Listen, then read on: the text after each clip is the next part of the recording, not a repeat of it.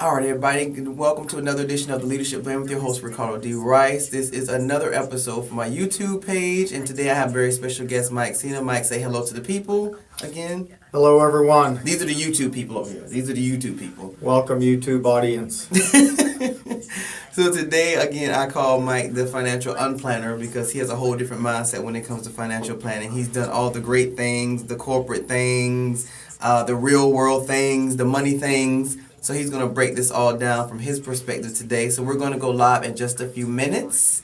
So you all know that you can call in today. The number is 404-355-8699. Again, it is 404-355-8699. Or if you're on Facebook Live, you can post your question at the bottom. It is going so I can actually see your question. I will ask him your question. So everybody just stick around. We're going live in about a minute and a half. Okay? All right. All right, so get your headset. Let's make sure you can hear.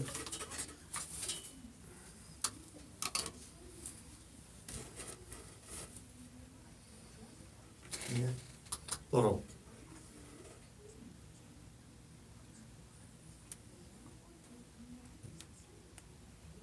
Better.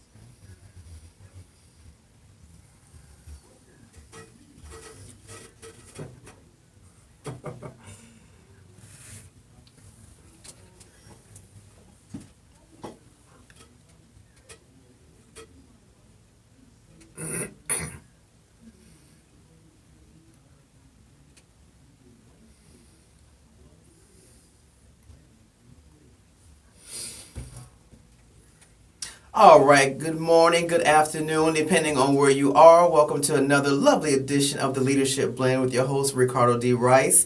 I hope you all had some great conversations over the weekend, but first, we can give a moment of silence for all those people who lost their lives in Las Vegas to the great travesty, another senseless shooting, and it's just unfathomable, like that whole concept. So our prayers definitely go out to Las Vegas. But on a brighter note today, we're going to talk to the financial unadvisor, Mr. Mike Sena. So everyone welcome Mike Sena to the show today. You can say hi to the people, sir. Hello, people. Glad to be with you. Thanks, Ricardo.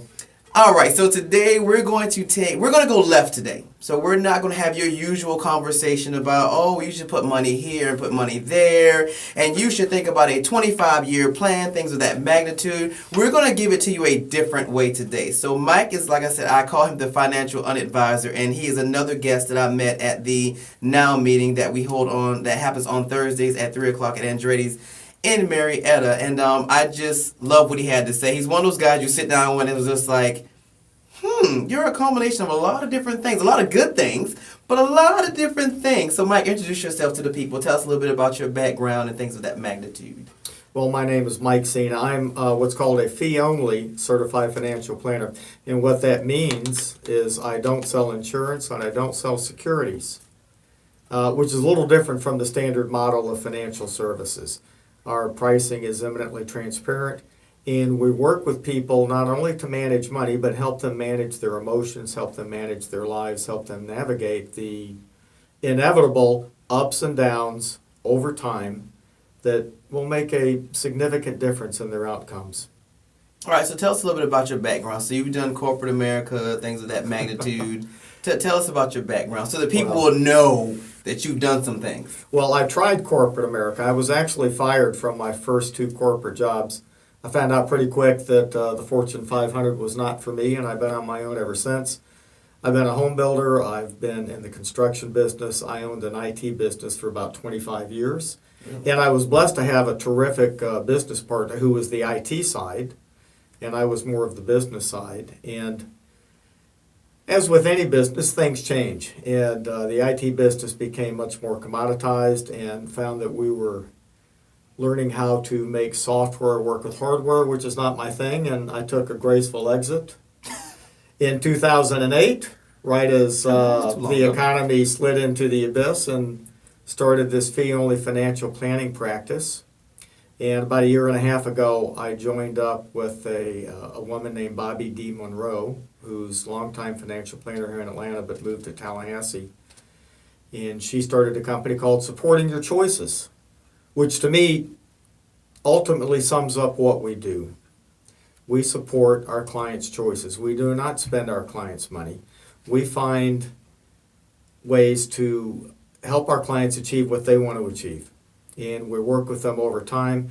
We develop an in-depth relationship. We're not a hit or miss. We're not a robo-advisor. We don't sell insurance. We don't sell securities. But certainly if it's called for, we're happy to make those introductions to special people that we know, that we trust, that we like, that are going to ensure our clients get the ultimate service that they need, the right kind of insurance they need. And it seems to be a win-win. I really love working with Bobby. She's a super, super smart lady. And she's in Tallahassee. I'm in Atlanta. Our back office is in Colorado. Jeez. And we have a part-time certified financial planner here in Brookhaven. So there's 4 of us. We manage about $28-30 million for about 30 families. And about a third of our practice is just hourly project work. So we're happy to talk to anybody that essentially wants to improve their outcomes, that has a question. So you'll find us very different from your traditional financial services model. All right, so on this show, acronyms and things of that magnitude have to be broken down. Whenever you use an acronym, I'm gonna be like, okay, what does that mean for the people that are listening? Fair enough. So let's talk about financial advisors. I know you feel very strongly about the traditional financial advisor. So explain to me, what is a traditional financial advisor in your opinion? Like, what do they do? There's really 3 levels. There's a stockbroker who makes money buying and selling stocks on behalf of a client. And that stockbroker makes a commission on the front end, on the back end. Remember the movie Trading Places? Yes, I love that movie. Eddie Murphy and Dan Aykroyd. No matter whether the client wins or loses, we always collect our commission. And there are some fine financial advisors, some stockbrokers, but they make their money buying and selling stocks to you. There is an inherent conflict of interest there. When you look at a banker, the same type of thing, particularly large banks, they have financial products. And I'm going to back up just a little bit. The financial services model, Wall Street, so to speak, it's really no different from Johnson & Johnson or General Motors or DuPont. Wall Street manufactures financial products to sell. That's what they do. That's how they make money. And what I'm going to tell you, there's a home for pretty much every financial product they manufacture. Probably not your home, but there's a home for it. So you've just got to keep your eyes open and understand what's in it for me, what's in it for the advisor. The same thing with insurance people. I know some terrific insurance people. They believe deeply in the benefits of their product, but they make a commission on what they sell. And anytime there's a commission involved in a product or a transaction, there's a heap big conflict of interest. And the way that we have modeled our practice at Supporting Your Choices, we've even taken it a step further. We basically sign up our clients on what's called an annual retainer. So it's not necessarily tied to assets that we manage. It's really more tied to net worth, to what their expectations are, what their complications are, how much time they're going to take from us. And together with our client, we sit down, we get to know each other, and we come up with a fee structure that makes sense for both of us. It's eminently transparent, and everybody knows what the expectations are of the other, and we review it every year. We also do a good bit of work on an hourly basis or a project basis. I worked with a young lady early in the last month or so who had a couple of different things going on in her life. She doesn't make a lot of money. She makes around 50 grand a year. She was getting some money from the sale of her house, and she was taking a distribution from a profit sharing plan and wanted to know the best way to do that. It was about 2 hours of my time, and I saved her, bluntly, a boatload of money in taxes that she was going to incur had she done it the way that she wanted to. We spent about an hour and a half, 2 hours together. I sent her a written report. She sent me a check. It worked out well.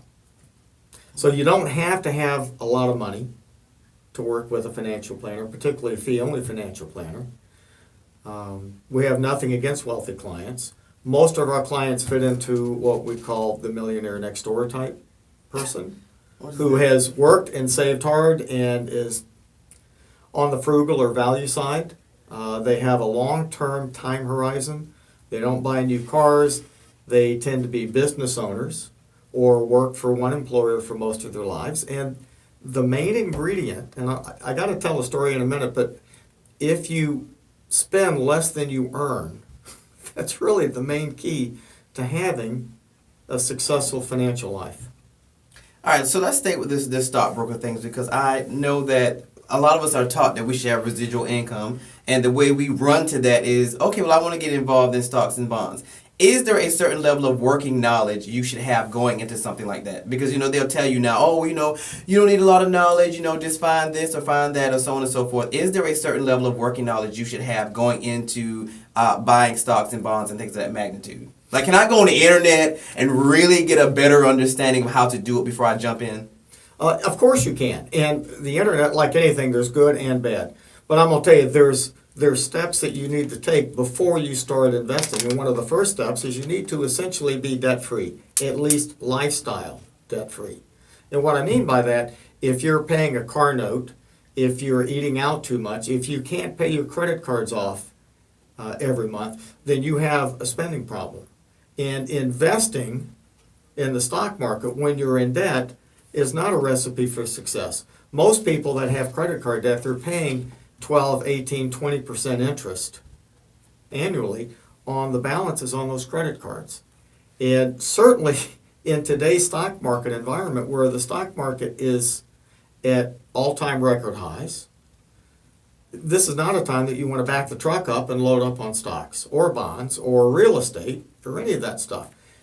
When it comes to making investments, there's one simple maxim that I've subscribed to, and that is the money is always made on the buy. And what that means is if you buy it right, if you buy it at a good price, if you think of shopping for stocks like you shop for your socks at Walmart and buy something on sale, if you buy it right and hold it for a period of time, you're going to be fine. And you have to have some type of disciplined process, because nothing works in and out every day, every month, every year. Nothing works. But over time, you'll be fine if you have some kind of disciplined process that you follow. And you have to be flexible with it. But it's one of the things I love about 401ks. Some of them are good, some of them are not, but the main part is you're investing every paycheck over long periods of time. And if you diversify those allocations into American stocks, large and small, international stocks, large and small, emerging stocks, large and small, and a little bit in bonds, and if you keep that allocation going, you're going to be fine. Okay. Make sense? It does. And on that note, I was in a session, I don't know how I ended up there, but I was in some session and we were talking about 401ks, and they were saying that a lot of people he was saying he liked them, but he wasn't sure if he loved them because of that ideology. He was like, your money's going to someone who is making money on the back end for that money, so they're kind of throwing your money in places that may not necessarily yield you the best return. So he was saying that it would be better for you to take control of it and diversify your own portfolio, which I get, But even with having an MBA myself, sometimes the notion of taking control of something like that when I don't have a full working knowledge is a bit intimidating. So I'm sure I'm more of the status quo in that aspect. And I really want to get into something, but I know that we're getting ready to take a break, so I really don't want to get into it. So I'm going to keep it light because I don't want to get into it yet because I know it's going to involve some in-depth. There was a story you want to tell. You remember what that story was? All right, so this guy that I met through, I'm in Toastmasters, which is a terrific organization for people that want to become better leaders, better speakers, better listeners. And without getting too involved, there was a heap big to do last year with what's called the fiduciary rule. And it was part of the Obama administration's Labor Department to make 401k plans and other retirement plans a little more transparent. And without getting too much into the weeds of it, this guy came to ask me about what the fiduciary rule meant and what it was all about. He was with a stockbroker and had been there for many years. And we're having this conversation. He's sliding his portfolio across to me. I'm looking at him, and the more I'm looking, my eyeballs are popping out of my head. I want to catch him with my hands. This guy, 44 years old, had over $1 million saved and invested. And that's phenomenal. And there's nothing extraordinary about him. And as we talked, since he was 12 years old, and I started working for myself when I was 12, but since he was 12 years old, he always put something aside. He always saved part of what he earned. And he put himself through college. He went through the Air Force, and he did the GI Bill, the whole thing. He was a business owner. But his entire life, his philosophy was to spend less than he made and to invest the difference. And 44 years old, $1 million. It's not rocket science. It just takes a little bit of discipline. He is my hero. Well, actually, after that, he's my hero. But we're going to go on our first break, and we'll be back more with Mike Sena on the Leadership Blend with your host, Ricardo D. Rice. Stick around.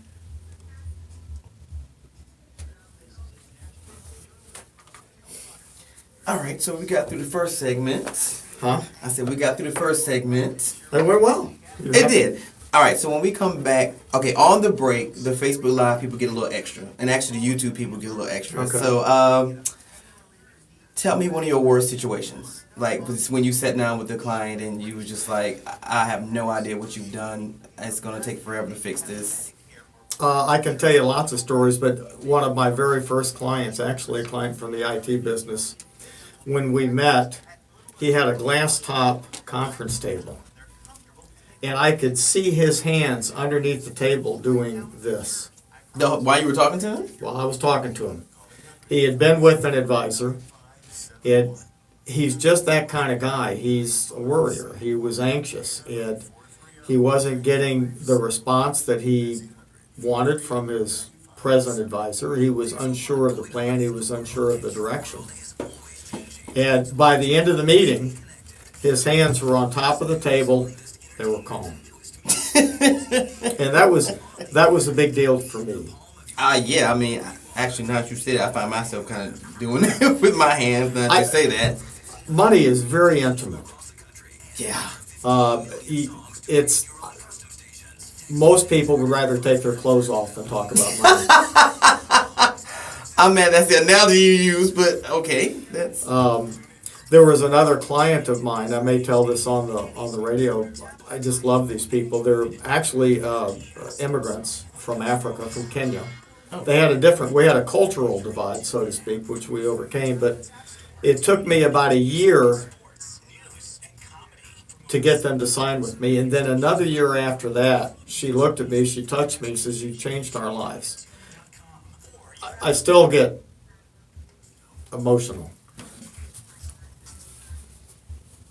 All right, everybody, we are back with this week's edition of the Leadership Blend with my very special guest, Mike Sena, the financial unadvisor.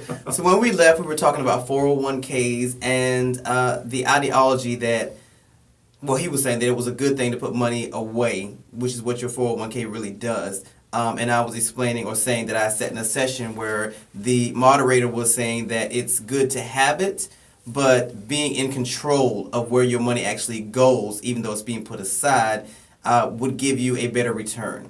So let's finish that thought on 401ks. Do you agree with that notion or? Yes and no. I guess the main thing with a 401k is many companies provide what's called a match. So they will give you free money if you will enroll in their program. They'll match up to 5%, 3%, whatever, maybe 6%. Some will do 10%. If you have a company match, you are dumb as dirt if you do not participate in that program, at least up to the match. Now, some 401ks are good, some are not. Typically, if you're with a larger employer, they're going to have a pretty nice 401k plan. One of the issues with 401ks is you go online and you look at it, there's like 10, 12, 18 different choices. Who knows? And what I find is a lot of people, they will select a mutual fund or some type of investment vehicle based on the name, without really what I call opening the hood and looking to see what it is. It's amazing how many people that I talk to, they think they're diversified. They've got 4 or 5 different mutual funds with different names, but in essence, they're all domestic large company funds. So there's no diversification at all. And typically, if you're with a smaller company, you're probably going to have higher expenses with your 401k. And let me be clear here. Everybody that provides a professional service deserves to be compensated.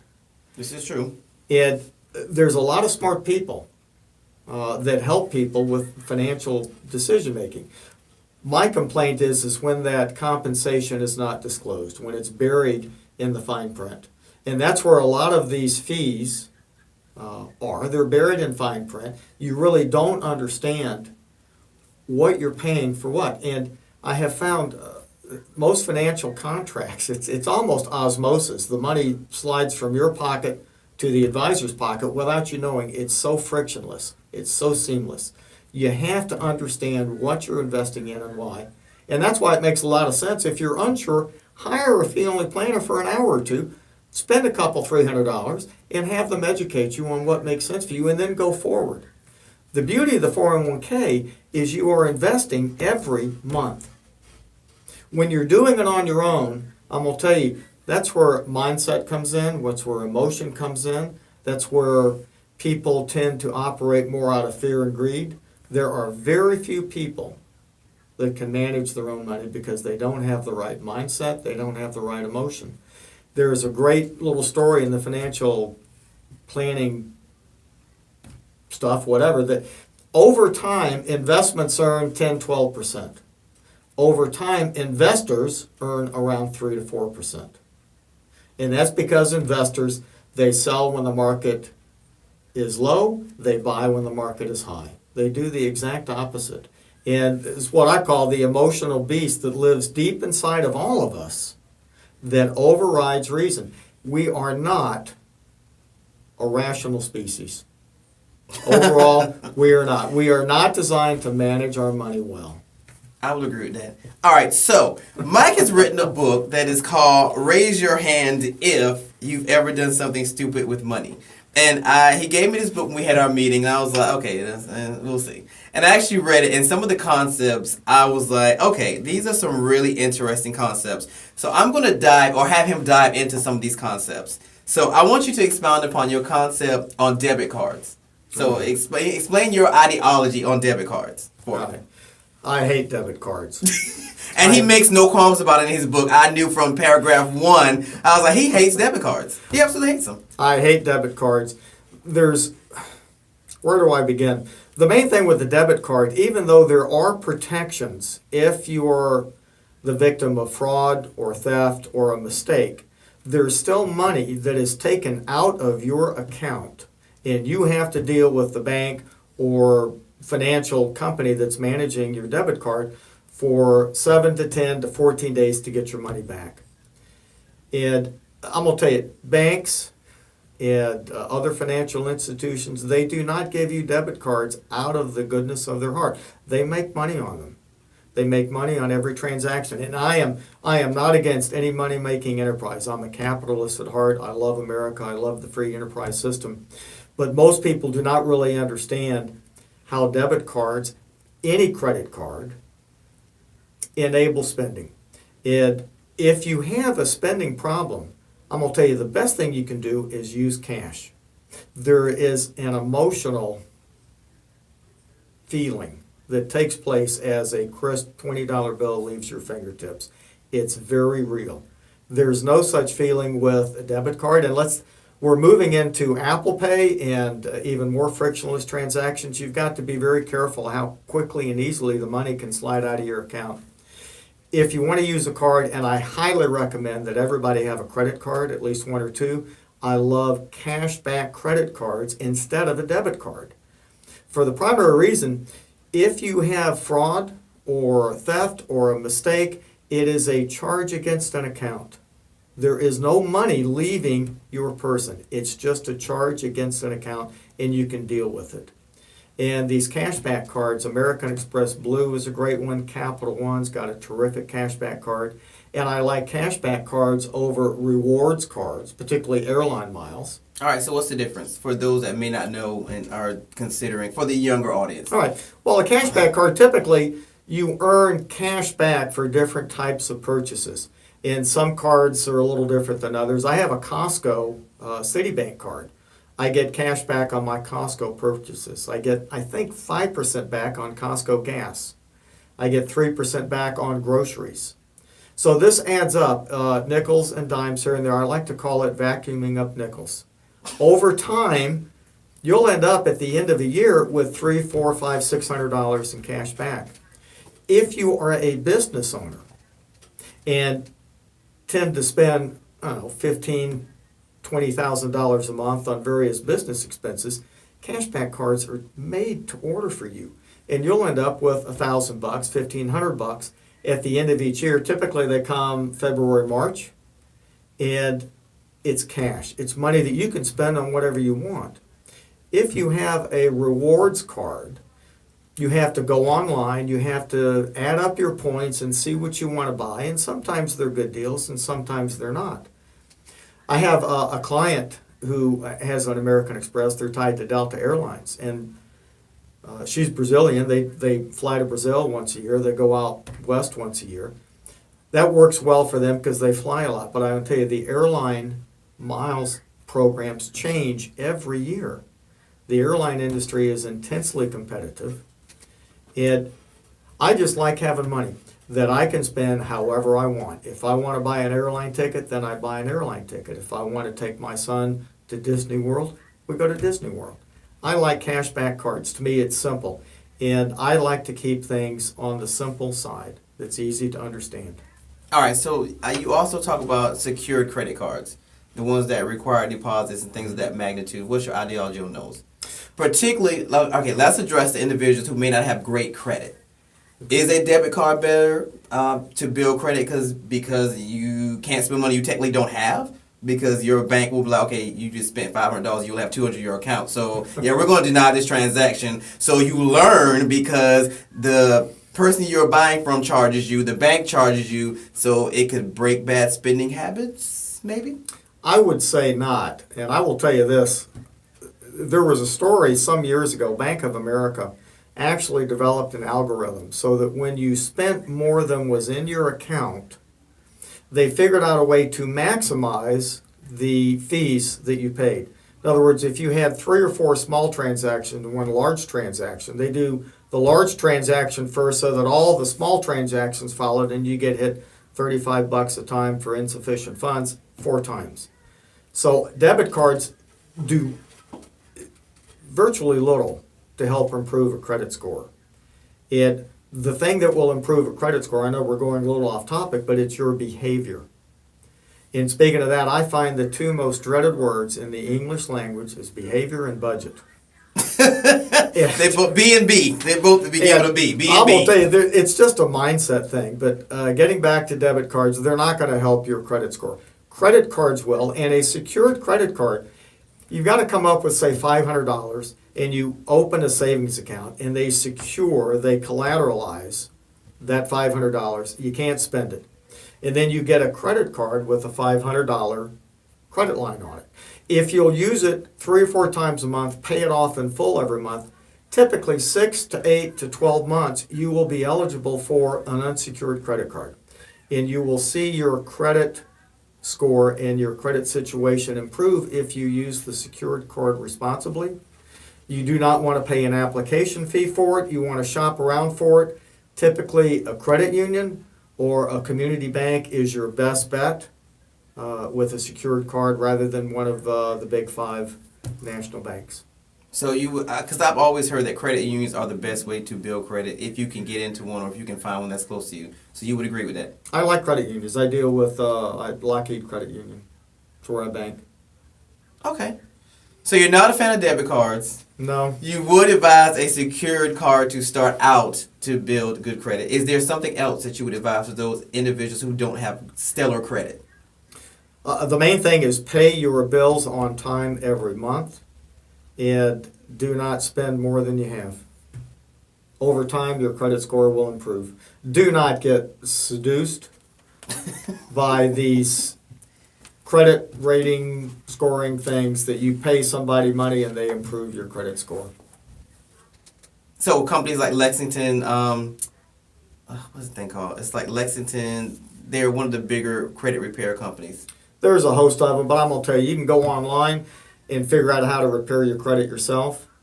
And I do not subscribe to paying somebody money to help you improve your credit. Because part of the deal is the counseling and the behavior side. If your behavior isn't behaving, nobody's going to fix you. You have to fix yourself. And you got to be in a place where the pain of change is less than the pain of staying where you're at. It's that simple. That's a good place to take commercial. So we're going to take commercial, and when we come back, I want to delve into his ideology on wealthy versus poor. So stick around with Leadership Blend with your host, Ricardo D. Rice. That was a good place to take commercial. Well, that was a good place to take commercial. Good final thought. Well. I'm going to have to reread Wealthy versus the Poor. When you have to reread your own book, yeah. But this book was written in what, 2008? 2013. Okay, and it was updated in 2015. Is it perception? You got it, Mark. What page? I was about to say, I can tell you what page it's on. It's on 25. Yeah, this is key. A huge distinction is wealth is not just money. And one of the things I like to focus on is living what I call a rich life. Which is... I don't know, it depends on your definition. There is a group of people, I'm gonna say, I think Ted Turner, on his deathbed, would wish for one more day in the office. Really? I do. I think he loves business. I think some people, that's what drives them. It's not necessarily what drives me. I enjoy family, friends, experiences over things. And to me, it all goes back to a mindset. When I was married, we were on a treadmill. Until I had my son, I was focused on making money. And the birth of my son was dramatically life-changing for me. But I still had a wife that spent more than we earned. There was no amount of money I could make that would satisfy her. And since my divorce, I have learned how little I need to be happy. So I'm going to keep going back to this mindset issue. And I think poverty, for the most part, it's a mental disorder. There are people that do experience situations beyond their control. All right, everybody, we are back with this week's edition of the Leadership Blend with your host, Ricardo D. Rice, and my very special guest, the phenomenal, just mindset guy. Now he's the mindset guy, Mike Sena. All right, so on the break we were talking about, and the more I talk to him, the more I'm getting a better understanding of, and I always say patterns of behavior, but I always think about bad behavior and just what people do in the streets. But now I'm realizing that it translates across the board into our lives, and so I understand better now the ideology of vision boards and things of that magnitude, because I think it all starts with definitions. You know, like you were saying, how do you define your life, qualities of life, things of that magnitude, because now I'm understanding that those things will drive you and drive your drive and motivation to do the things that you want to do in life. So let's talk about mindsets, because I know that when people sit down with financial advisors, it's one of those taboo things. It's just like, oh my God, I don't want to think about the future. I don't want to think about my retirement. I don't want to think about that. I'm only 30. I plan on living until I'm 60. Let's talk about it again when I'm 40. So what do you think the mindset is? What has caused this paradigm of thought that people are so afraid to talk about finances, particularly in the future? That's a loaded question, and I think I know, I'm good for those. there's lots of reasons, and shame is one of them. Embarrassment. People are afraid to admit the mistakes they've made. I'll back up a little bit. More and more, what I do in my practice, even though I am heap big involved in planning for the future, but getting people to let go of the past and live in the present, and make the most of what they have today. And if people can let go of the bad choices, the bad decisions, I'm going to tell you, speaking of my book, raise your hand if you've ever done something stupid with money. I want to cross out stupid and put human. We're all human. And we are an imperfect species, and we are an emotional species, and we do stupid stuff all the time. And if we can somewhat reduce the stupid, for the most part, we'll be fine. Okay, and that's where a good financial advisor, a good financial planner comes in. It's like having somebody walk with you and not necessarily look over your shoulder, but have somebody to confide in and to talk to and make decisions that are deliberate and have some kind of merit, some kind of basis and fact rather than pure emotion. And mindset is a huge deal. There's a group of people that think they know it all. And that's part of it too. I have a client who got involved in some disgusting variable annuities and life insurance contracts. He really didn't understand what he bought, and he is loath to admit that he made the mistake. And they're not awful, but they're not a good fit for him. He's paying far too much on them than he understands, and they're not really serving him well. I think more than anything, it's not understanding, not feeling comfortable. Financial planners, somewhat like doctors, we love to use jargon. And we love to talk about stuff that nobody understands. And another client of mine, he got a 70-page investment allocation suggestion for it. He moved from one big bank to another. And they use all these smart beta and efficient frontier and Sharpe ratios and Monte Carlo simulations. Nobody knows what that is. I know, when you threw those terms, I was like, yeah, nobody knows what that is. I actually know. And in the end, it doesn't mean anything. I mean, as human beings, we're competitive, and everybody likes to be just a little bit better than the next door neighbor. And seeking that knowledge, seeking that little extra edge, sometimes it works, sometimes it doesn't. I keep things simple, I keep things easy. I make sure that my clients understand what we're talking about, and there is never any misunderstanding on where we're heading. And it doesn't have to be really complicated, but a lot of people are intimidated. And there's this notion, this mindset again of financial advisors in the mahogany paneled office and the 4-color brochures and the buxom secretary. It's changing. I'll tell you another thing that is pervasive in my industry is that a lot of women are treated as second-class citizens. Whenever a husband and a wife comes in, it's the husband that gets the treatment. And I find that is almost always wrong, because so many times women live longer and they tend to make better investment decisions over time than men. That's been studied on a number of different bases. And I work with a couple of widows who they end up with a situation they have no understanding of where to get started and where they're going. There was a woman that I met at a networking event, probably 4 or 5 years ago. We were having a delightful conversation. She told me she was a widow. She asked me what I did. I said, I'm a financial advisor. I promise you, Ricardo, she stepped 2 paces away from me. Her entire demeanor changed. So there's a lot of people have been burned. There's a stigma. There's definitely a stigma about financial advisors, and the work they do or don't do as it pertains to your money. Even in the now meetings now, there are a lot of financial advisors that come. I think that day you came, there was like 2 or 3 of them, if not more. Yeah, a couple. And even I'm like, okay. Because a lot of them work for banks. I don't see very many of them that are independent. A lot of them work for banks. So it's like, okay, what is your real objective? Is it to better my situation, or is it to get money on the back end for getting my business? So there's a stigma that goes with financial advisors. There's tension in every relationship. And even the model that we've set up at Supporting Your Choices, it's not totally conflict interest free. And there's some awesome people that work for banks that really have your interest and their clients' interest at heart. But they have a job, and they have a boss who has a boss who has a boss who has products that need to be sold, that need to be moved. And in some cases, apples or oranges. Who knows what the future's going to bring? Nobody really knows. So am I really doing this person a disservice even though I'm gaining an extra 1% a month from my pocket? You really don't know.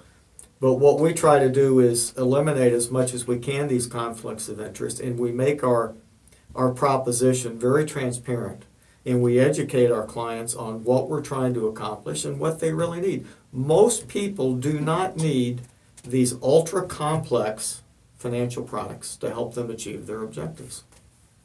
All right, so let's segue into this wealthy versus poor thing, because Okay. I liked what you said, but I'm gonna let you go off the dome. I'm gonna let you go off the dome. I'm not gonna hold you to what you wrote, because I want to see what comes to mind instantaneously when we talk about the wealthy versus poor, because you do believe, and actually you're not the first to say this, that the only difference between wealthy versus poor is perception, concept, things of that magnitude. You know, the things we do, the places we go, the people we surround ourselves with, all these are major factors in the mindset that can lead us into a poorer mindset or a wealthier mindset. So I'll let you take that and run with it. There's lots of facet to this, but a lot of our behavior is learned from our parents. And if our parents grow up with what I call a poverty mindset, it's more likely going to transfer to you, to your siblings. And here are some of the differences that I find quite stark is the poor tend to have very short time horizons. The wealthy tend to have longer time horizons. The poor tend to want immediate gratifications, and the wealthy tend to be able to put off some of these gratifications and keep something in the distance, some goal that they're looking at. It also goes back very much to goal setting and being able to articulate, write down what it is that's important in your life. And one of the exercises that I have my clients go through, it's a little 10-step thing, where I get them to list what's important in their life, and I let them sleep on it, and we come back and we reorder that. What is 1 more important than 2? Is 2 more important than 4? And if you understand the priorities in your life, most everything else will fall into place. And I'm going to tell you, there's some people, if they want a new car every year, I don't care. If that's what makes them happy, go for it. But at some point, you've only got so much money coming in. I'll tell you another difference between the wealthy and the poor is the wealthy tend to think about making money. The poor tend to think about spending money. This is true. This is very true. Spending habits. I yelled at a friend the other day because I'm like, you say you want to buy a house, but you eat out every day, and you go out every weekend, and you're not making a lot of money. So how exactly are you expecting this to happen? So I am finding that spending habits the trending things are big. So I mean, is that a major factor in wealthy versus poor? Is spending habits? It's a huge factor, and I don't want to get really deep in the weeds here, philosophical or whatever, but I find most people that tend to overspend, there's something else going on. They're not happy in their heart. And I'm going to tell you, I've learned that it's all on the inside. And if you're not happy with yourself, if you're not happy in your heart, you tend to look externally for things that make you happy. And when you spend on things, there's a dopamine rush. And it's like drugs, it's like alcohol, it's like gambling. And you get this rush and it feels good, but then it wears off. So to get the rush again, you've got to buy something else. That is a pervasive problem with many people that tend to stay stuck in a poverty mindset or the poorer side of life. And they need to find a way to enjoy and like who they are and make the most of what they have and think more into the future and think about how can I make money rather than how can I spend money. So then you would definitely, so listening to you definitely feel like emotions and finances go hand in hand. Oh, they're Tweedledee and Tweedledum. So people really should get the help they need to be complete in themselves before they can actually better their financial situations. I think so. I really do. I tell you, we were talking during the break. I went through a divorce and we had a very spending lifestyle. It was great. We had a lot of nice things. We enjoyed life. I made good money. But I have found over time how little it really takes for me to be happy. And I make less money than I did, say, 10, 15 years ago. But I'm much happier now than I was. And another thing, I think the wealthy tend to enjoy experiences over things. And when I say experiences, going to the park with your kids or do a hot air balloon ride instead of buying a new car. I got nothing against new cars. I love them. They're great fun. But I tend to I buy used cars and I keep them for a long time. And I have a weakness for boats. Probably the most expensive hobby on the planet. And I am boatless for the time being because I can't afford one, but I'm looking forward to getting another boat. So, well, apparently you're not the only one because Sky's back there shaking his head because last week, 2 weeks ago we had David Yates from Expedition Georgia, and Sky was in love. Like, David has a little teardrop trailer, and he was just in love that week. So he's definitely there. All right, so we're going to take our last break, and when we come back, we're gonna force Mike to do what I'm sure he doesn't really want to do, which is actually give advice on retirements and things of that magnitude. But we're going to make him keep it simple because that's what he does. So stick around on the Leadership Blend with your host, Ricardo D. Rice.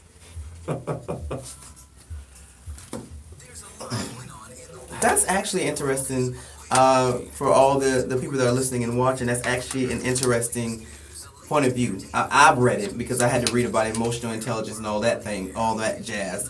But the notion that you bettering your financial situation is impacted largely by you being happy internally.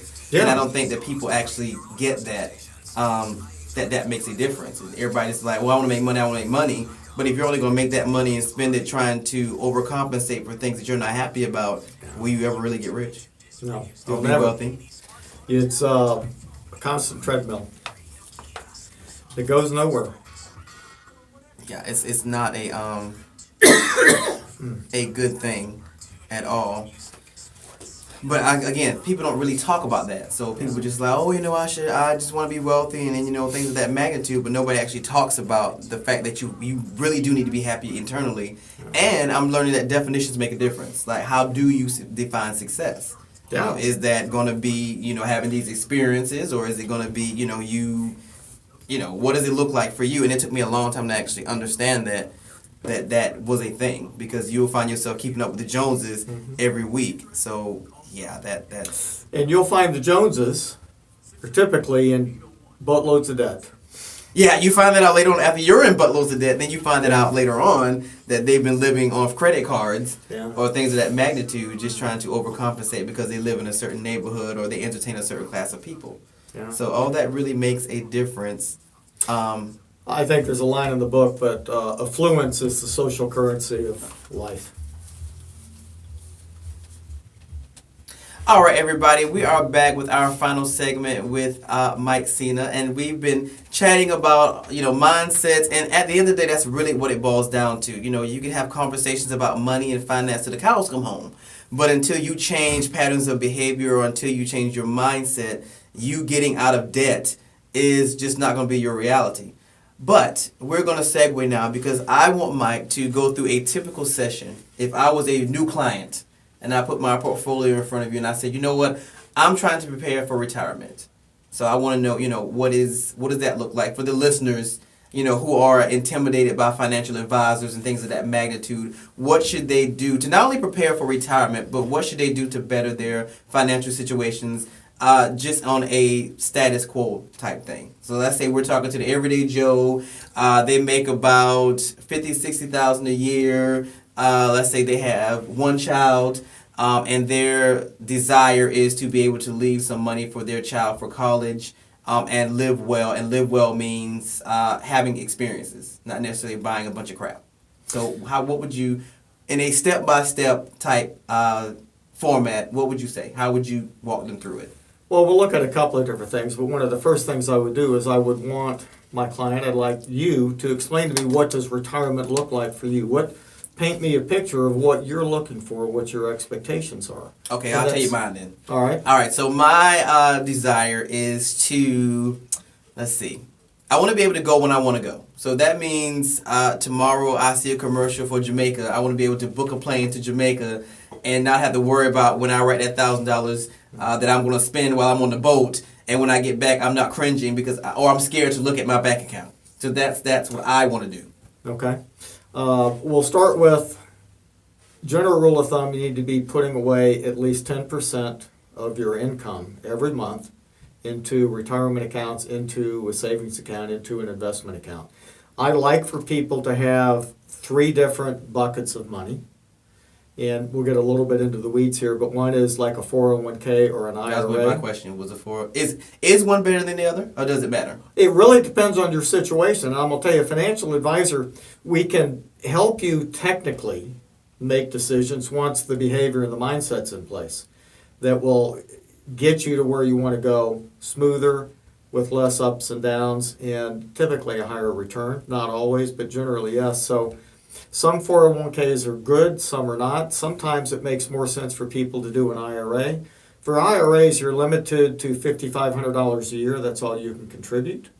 But if you have some kind of outside income, let's say you work a full-time job, but you do something on the side that generates income, you can set up a retirement account for a business that will enable you to put more aside. You need to have plain old investment, after-tax investments. And outside of an emergency fund, of course, everybody needs to have 3 to 6 months of cash in a relatively safe place to take care of the rainy days, because crap always happens. So wait a minute, are you telling me that I should put money in my mattress? Is that what you're saying? 'Cause I am cash. not saying your mattress, but open my LGE credit union. I earn 1.5% interest on it. It's a pretty good place. So you need to have, it's like an insurance policy for short term. It's like Aflac, only it's a lot cheaper than Aflac. So have an emergency fund, then start investing. And then this third bucket, so to speak, is what I call a Roth account, which is what I call an after-tax account that you pay the taxes on it, but the earnings grow tax-free forever. And people that have young kids, you can do what's called a 529 savings plan, for college savings plan, that you can contribute money to on a regular basis that will have money put aside for when they get to college. But I also like doing it hand in hand with a Roth account, because I'm going to tell you, people with young kids now, college 15, 20 years from now is going to look vastly different than it does today. Can it get any more expensive is the question. Well, that's a whole nother point. And I do believe that technology and capitalism will come to the rescue, and we'll figure out a way to make college more affordable. But the last thing on earth that I want my kids to have is to be saddled with debt from college. Yes. But on the other side of that coin is there is no such thing as retirement debt. So you can't borrow money for retirement. You need to be focused on your retirement. And the Roth account enables you to put money aside for most any purpose that will grow tax-free over time. And I like using a Roth account in conjunction with a 529 college savings plan to help pay for college. Now, kids can work in college, and I got to tell you, if your kid is 10, 12, 13, 14 years old and they're not working, cutting grass, cleaning gutters, babysitting, whatever, there's a problem. They're behind the curve. And it took me a while, but I finally got my son to understand the joy of work. and the joy of actually having his own money. It made a big difference in his life. So kids need to be somewhat responsible. And one of the things that I kind of rail against is this so-called entitlement mentality that seems to be more and more pervasive in this country. I'm not sure where that came from.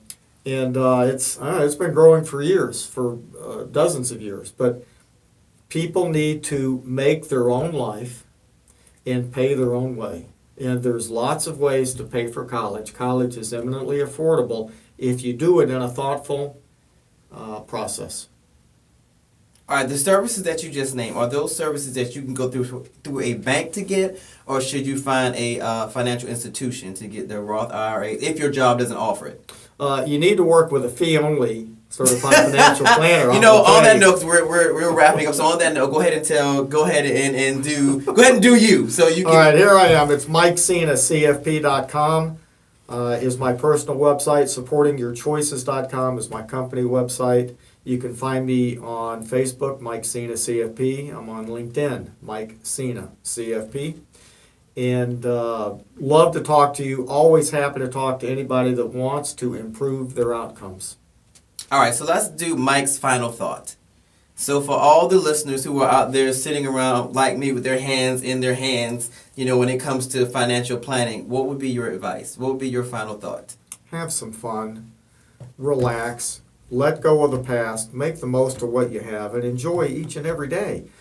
If you're managing yourself in a happy, thoughtful manner, the future typically will take care of itself. That's your final thought? What else would you like?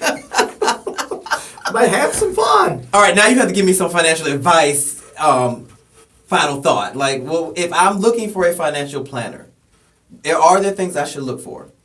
Yeah, you definitely want to find out how they're compensated. You want to find out something about their designations. Are they going to be upfront about? I mean, is that something you ask out the gate? Okay, well, how?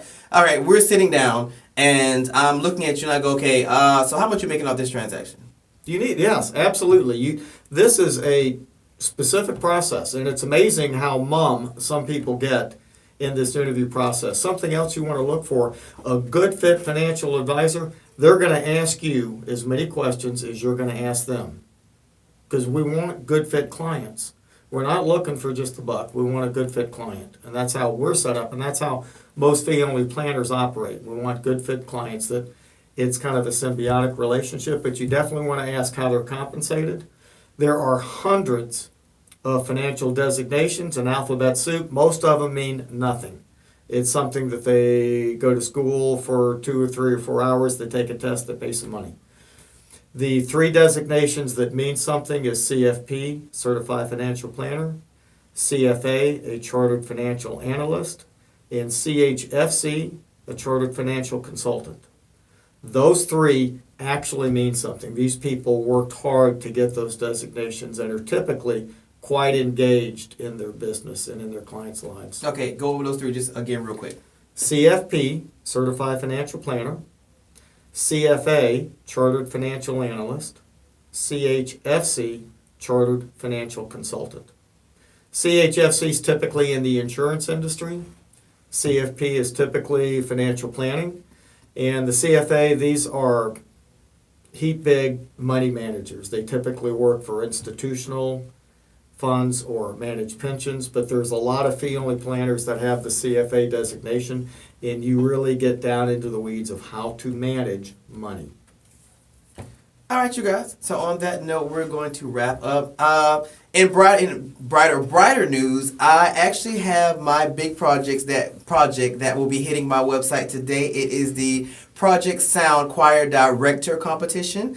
So definitely hit up my website a little later today. I will have the details. There's actually a video. I'm actually getting better at videos. So there's actually going to be a video explaining what the competition is. Check out my YouTube page. Go to my website, www.ricewithawcommunity.com for all the latest, as well as being able to see this interview today on the website, Facebook, LinkedIn, all that great stuff. Again, have a great week. Thank you, Mike, for being my guest today. I feel like I've been empowered, and I hope you have as well. I will see you again, same time, same place next week on the Leadership Blend with your host, Ricardo D. Rice. Well, that was awesome. Thank you. You know, I feel empowered. Thank you for coming. You know, I feel like the guest. I hope everybody feels empowered by our Yeah. financial advisor. But he did leave some great nuggets, especially at the end, those three different types. Hopefully they have a higher fiduciary level of trust that you can actually trust them to have your best interest in your back at the end of the day. Because at the end of the day, emotions and finances are tied together, which is what I took away from today's interview. They are tied together, so I hope you did as well. I will see you again, Facebook and YouTube, same time, same place on the Leadership Blend with your host, Ricardo D. Rice. Wave to the people, Mike, as we say goodbye. Bye.